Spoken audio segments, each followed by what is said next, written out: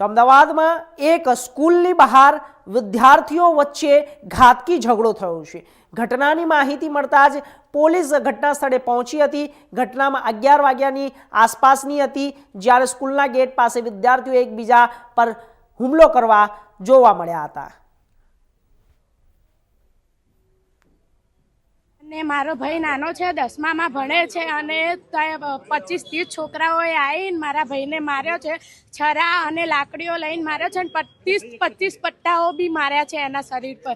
અત્યારે એનું શરીર ફૂલી ગયું છે અને માથામાં પટ્ટો બી છે। કાલ ઉઠીને મરી જશે તો જવાબદારી કોણ લેશે? અમને એ ગુનેગાર જોઈએ, જેને માર્યો હોય, જે મેન ગુનેગાર હતો એ અમને જોઈએ અને એની જવાબદારી લેવા વાળો બી જોઈએ। હા, સ્કૂલમાંથી ફોન આવ્યો તો અને મેમે કીધું છે કે તમારા છોકરાને માર્યો છે।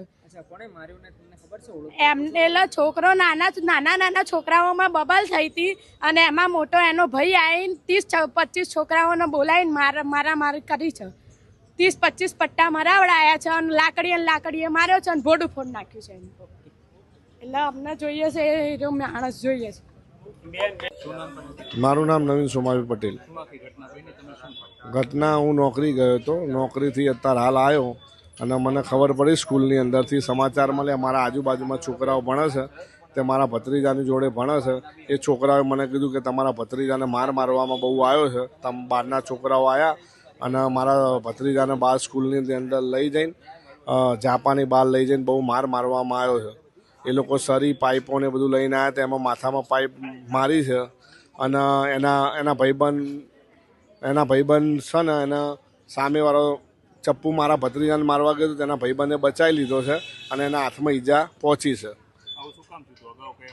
અગાઉ તો આ પહેલાં સમાધાન થઈ ગયેલું હતું, સ્કૂલની અંદર આ રીતના બધું સમાધાન થઈ ગયેલું હતું, ટીચરોએ સમાધાન કરાયું હતું। એ પછી આ સામેવાળા છોકરાઓએ પાછી એની એ જ અદાવતમાં પાછો એને મારવામાં આવ્યો છે, બહાર લઈ જઈને બહુ માર્યો છે।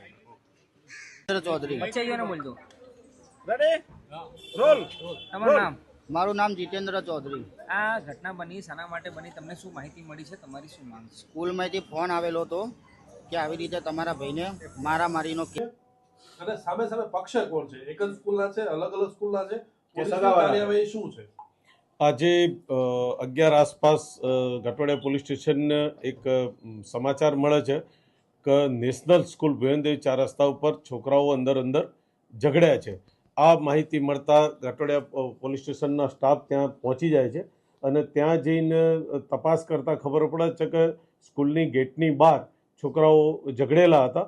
એમાં હકીકત એવી છે કે જે છોકરાને વાગ્યું છે એ છોકરાને અગાઉ 1-2 મહિના પહેલાં અંદર આ જે સામેવાળા છોકરાઓની જે સાથે બોલાચાલી થયેલી, એ બોલાચાલી થયેલીને એ મેનું કંઈક ચાલતું હશે અને આજ સવારે ગેટ આગળ લગભગ આ સ્કૂલમાં ભણતા 3-4 છોકરાઓ અને એમના મળતિયાઓ જે છોકરાઓ છે એ બધા ભેગા થઈ અને એકદમ સ્કૂલના ગેટ ઉપર આ છોકરાઓને ફેટથી ખેંચી જાય